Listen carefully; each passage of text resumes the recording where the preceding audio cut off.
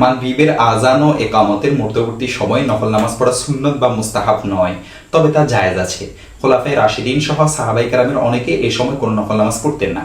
যেমন সুনানে আবু দাউদে বর্ণিত আছে যে আব্দুল্লাহ ইবনে ওমর রাদিয়াল্লাহু তাআলা আনহুকে মাগরিবের ফরজের পূর্বে 2 রাকাত নফল নামাজ পড়া সম্পর্কে জিজ্ঞাসা করা হলে তিনি বলেন, আমি রাসূল সাল্লাল্লাহু আলাইহি ওয়াসাল্লামের যুগে কাউকে উক্ত নামাজ পড়তে দেখিনি। দেখতে পারেন সুনানে আবু দাউদ হাদিস নং 1278। মুসান্নিফে আব্দুর রাজ্জাকে সাঈদ ইবনুল মুসাইয়িব রাহমাতুল্লাহি আলাইহি থেকে বর্ণিত, তিনি বলেন, মুহাজির সাহাবীগণ মাগরিবের আগে 2 রাকাত নফল নামাজ পড়তেন আর আনসার সাহাবীগণ তা পড়তেন না। দেখতে পারেন মুসান্নিফে আব্দুর রাজ্জাক হাদিস নং 3984। ইব্রাহিম নখী রাহমাতুল্লাহি আলাইহি বলেন, আবু বকর রাদিয়াল্লাহু তাআলা আনহু, ওমর রাদিয়াল্লাহু তাআলা আনহু ও উসমান রাদিয়াল্লাহু তাআলা আনহু মাগরিবের পূর্বে 2 রাকাত নফল নামাজ পড়তেন না। দেখতে পারেন মুসান্নিফে আব্দুর রাজ্জাক হাদিস নং 3985। হাম্মাদ ইবনে আবি সুলাইমান থেকে বর্ণিত, তিনি বলেন, আমি ইব্রাহিম নখী রাহমাতুল্লাহি আলাইহিকে মাগরিবের পূর্বে নফল নামাজ পড়া সম্পর্কে জিজ্ঞাসা করলাম। তিনি আমাকে তা পড়তে নিষেধ করলেন এবং বললেন, রাসূল সাল্লাল্লাহু আলাইহি ওয়াসাল্লাম এবং আবু বকর রাদিয়াল্লাহু তাআলা আনহু ও ওমর রাদিয়াল্লাহু তাআলা আনহু তা পড়েননি। দেখতে পারেন কিতাবুল আসার 1 নং খণ্ড 163 নং পৃষ্ঠা। সুতরাং খোলাফায়ে রাশিদিন সহ সাহাবায়ে কেরামের অনেকেই যেহেতু এই সময় কোনো নফল নামাজ পড়তেন না এবং এই সময় নফল নামাজের বিশেষ কোনো ফজিলত হাদিসের মধ্যে বর্ণিত নেই, অন্যদিকে মাগরিবের নামাজের আজানের পর বিলম্ব না করে দ্রুত সময় মাগরিবের নামাজ আদায় করার কথা হাদিসের মধ্যে এসেছে।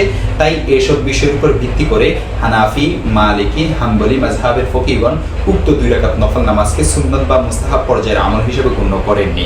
আর শাফি মাযহাবে এই ব্যাপারে 2টি মত রয়েছে। একটি মত অনুযায়ী এই সময় 2 রাকাত নফল নামাজ পড়া মুস্তাহাব, আর অপর মত অনুযায়ী তা জায়েজ আছে, বৈধ আছে। যারা মুস্তাহাব বলেন তারা এই সংক্রান্ত একটি হাদিস দ্বারা দলিল পেশ করেন। হাদিসটি হচ্ছে, বাইনা কুল্লি আযানাইনি সালাতুন, বাইনা কুল্লি আযানাইনি সালাতুন সুম্মা ক্বালা ফি সালিসাতি লিমান শাআ। রাসূল সাল্লাল্লাহু আলাইহি ওয়াসাল্লাম ইরশাদ করেছেন, প্রত্যেক আযান ও ইকামতের মাঝে নামাজ রয়েছে, প্রত্যেক আযান ও ইকামতের মাঝে নামাজ রয়েছে। অতঃপর তৃতীয়বার বললেন, যে ব্যক্তি চায়। সহিহ বুখারী হাদিস নং 627।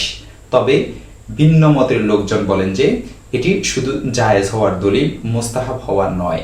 যেহেতু আমাদের দেশের মুসল্লিগণ ব্যাপকভাবে হানাফি মাযহাবের অনুসারী, আর সে অনুযায়ী মাগরিবের আজানের পর ফরজের পূর্বে যেহেতু নফল নামাজ পড়ার বিশেষ কোনো বিধানও নেই, তাই ইমাম যদি একান্ত প্রয়োজনে মাগরিবের ফরজের পূর্বে কোনো আলোচনা করেন, তবে তার এই আলোচনা এই সময় নামাজের প্রতিবন্ধক হবে না। অবশ্য কোনো মুসল্লি যদি এই সময় নফল নামাজ পড়ে নফল নামাজে দাঁড়িয়ে যায়, তবে তার নামাজে যেন ব্যাঘাত না হয় সেদিকে লক্ষ্য রাখা সকলের কর্তব্য। অন্যদিকে ইমাম এই সময় কোনো আলোচনা শুরু করে দিলে তখন কারোর জন্য নফল নামাজে দাঁড়ানো উচিত নয়। দেখতে পারেন ফাতহুল কাদির 1 নং খণ্ড 388 নং পৃষ্ঠা ও 389 নং পৃষ্ঠা, আব্দুল মুখতার 2 নং খণ্ড 14 নং পৃষ্ঠা।